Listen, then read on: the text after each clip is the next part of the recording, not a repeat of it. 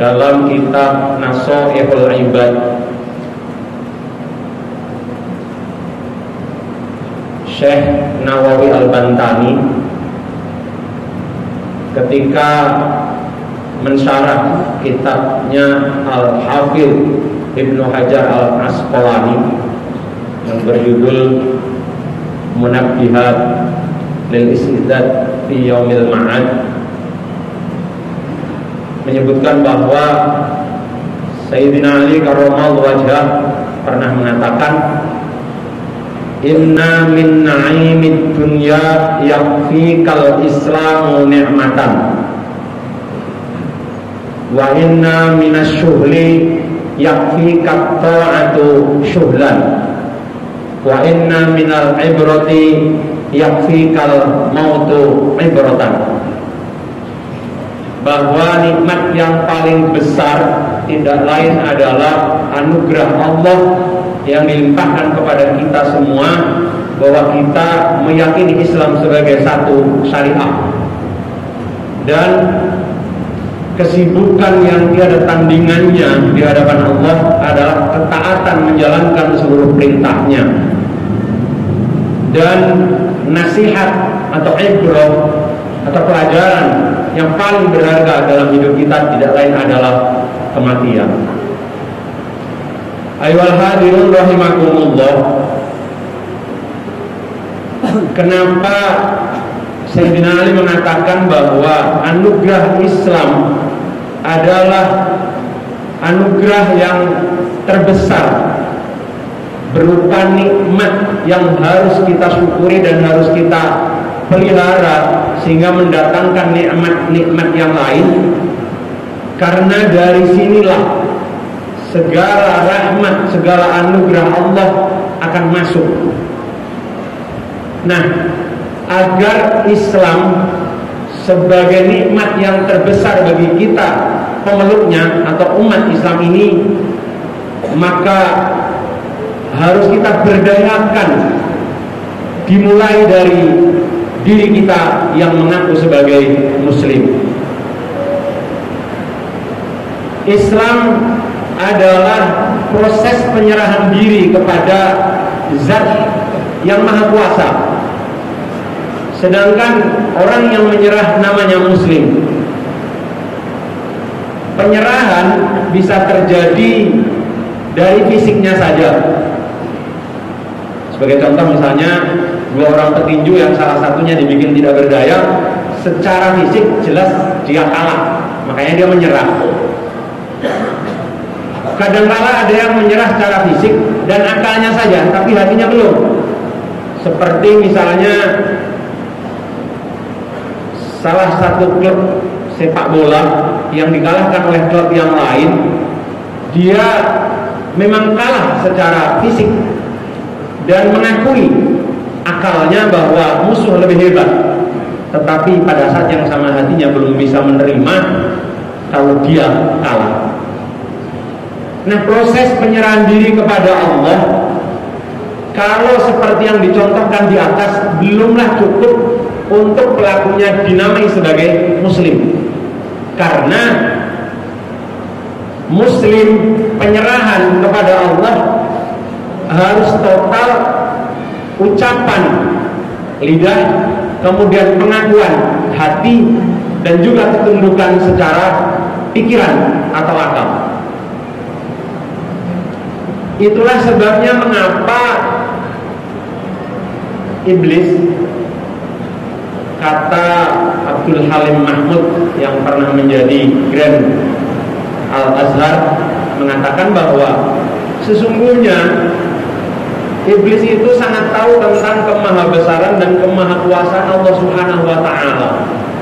Dan dia sebelum dicap sebagai aba wastakbara, sebenarnya kualitas ibadahnya melebihi kualitas ibadah jin-jin yang lain dan hampir mendekati kualitas ibadahnya para malaikat. Makanya dalam sebuah buku disebutkan dia dijuluki si burung meraknya malaikat karena kerajinannya dalam melaksanakan ibadah.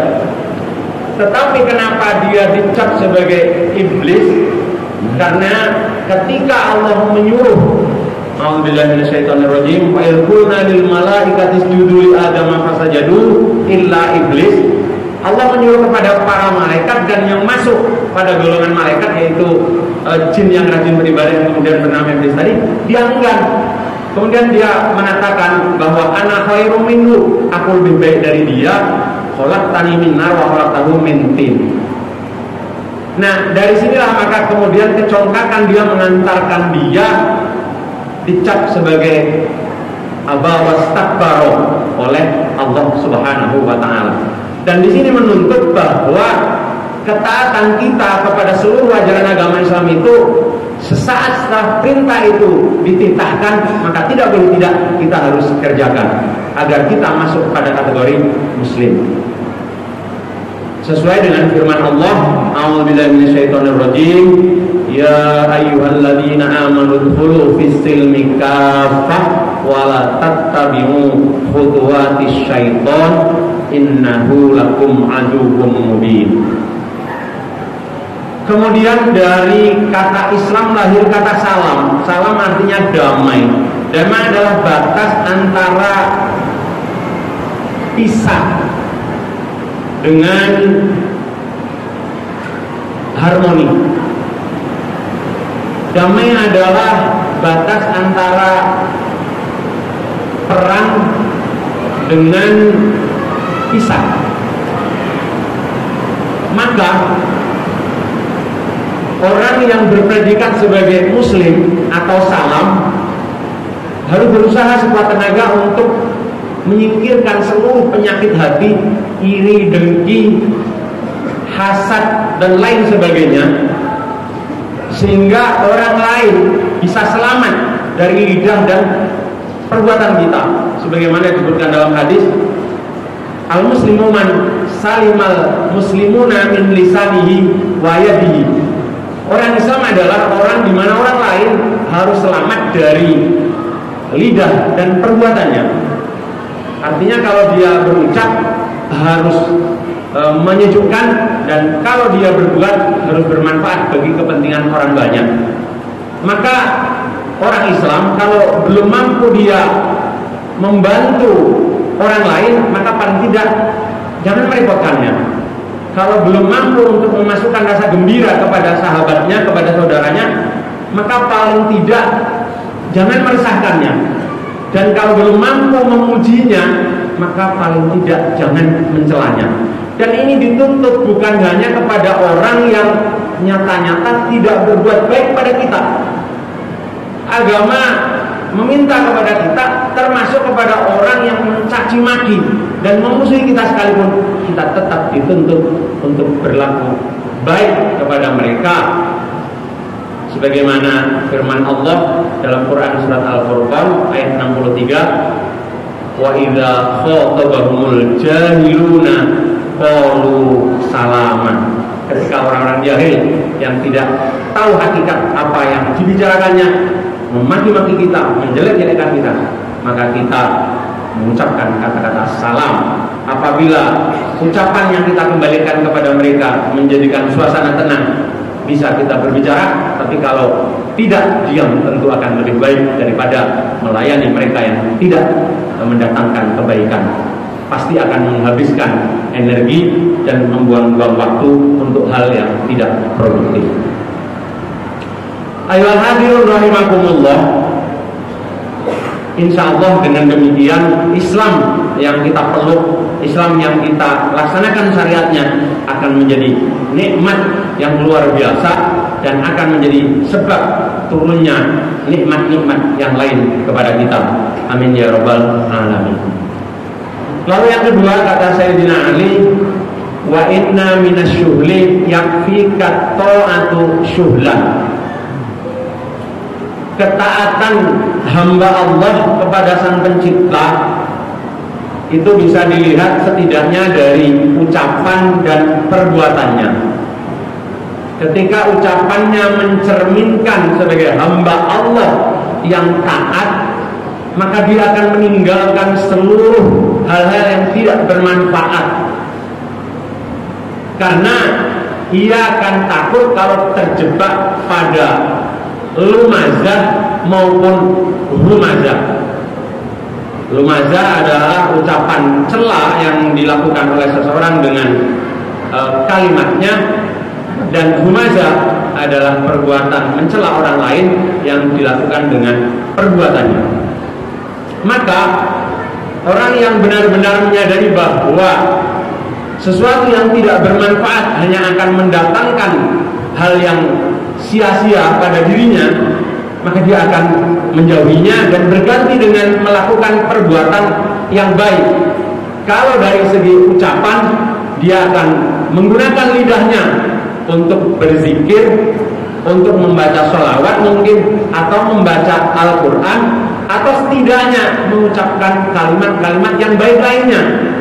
Karena dia paham betul bahwa apabila dia benar-benar beriman kepada Allah dan hari akhir, maka hendaklah ia mengucapkan kalimat yang baik, dan kalau tidak bisa maka sebaiknya diam. Man kana yu'minu billahi wal yawmil akhir falyaqul khairan aw liyasmut.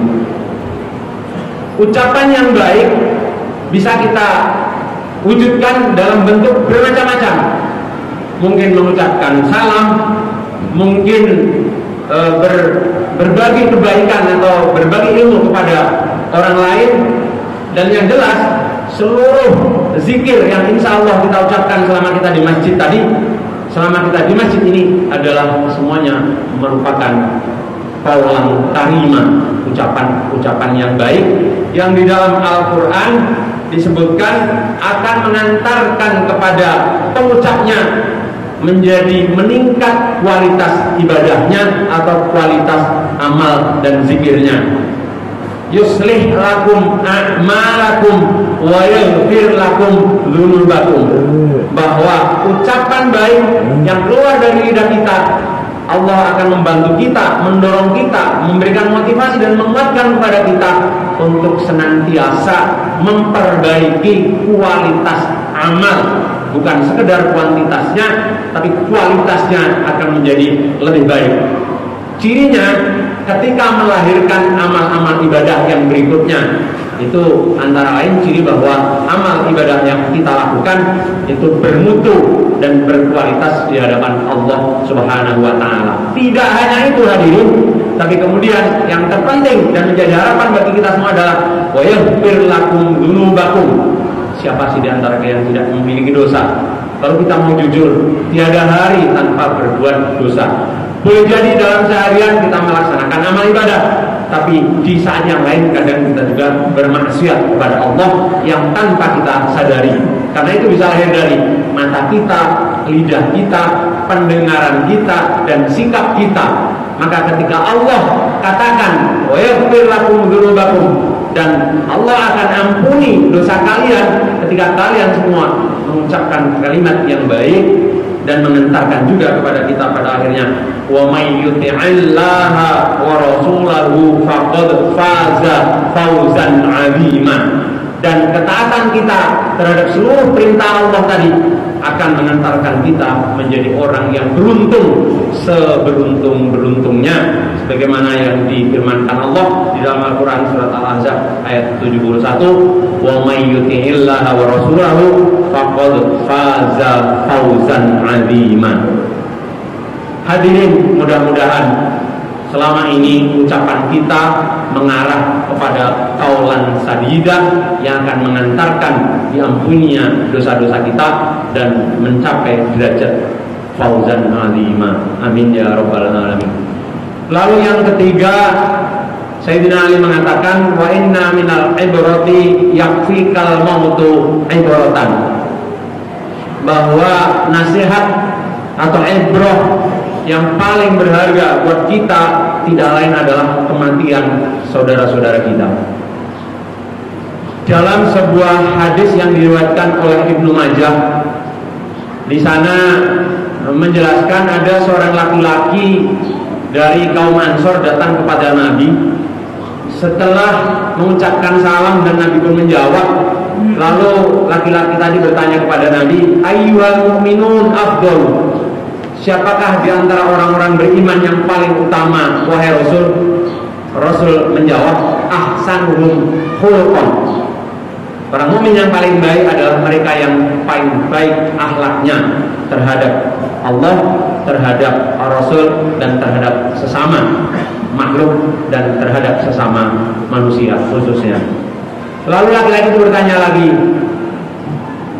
waman hum al-aqyas, dan siapa di antara mereka yang paling cerdas? Nabi menjawab, aktsaruhum dzikran lil mauti wa ahsanuhum isti'dadan lima ba'dal maut. Bahwa mereka yang cerdas adalah mereka yang banyak mengingat kematian dan banyak mempersiapkan diri menghadapi kematian itu. Aqyas, cerdas, adalah hamba Allah yang senantiasa visinya jauh ke depan, bukan hanya masa depannya ketika dia hidup di dunia ini, tapi masa depan ketika dia berada di hari akhir. Karenanya kemudian dia memperbaiki manajemennya. Sekarang saya di mana, tadinya dari mana, dan nanti mau kemana. Dimanage dengan baik. Dia akan persiapkan bagaimana nanti kehidupan sesudah mati. Makanya kemudian Sayyidina Ali tadi mengatakan, sebaik-baik pelajaran tidak lain adalah kematian. Di dalam hadis Nabi yang lain, Nabi mengatakan, kafa bil mauti wa'idun, cukuplah kematian itu menjadi nasihat bagi kita semuanya, bagi kalian semuanya, kata Nabi. Dan dalam hadisnya yang lain, Nabi juga mengatakan, Nabi meninggalkan dua nasihat. Yang satu pandai berbicara, yaitu Al-Quran. Artinya ketika kita baca akan terucap dan terdengar oleh orang lain. Dan yang kedua, tidak bisa bicara, yang tidak lain adalah kematian.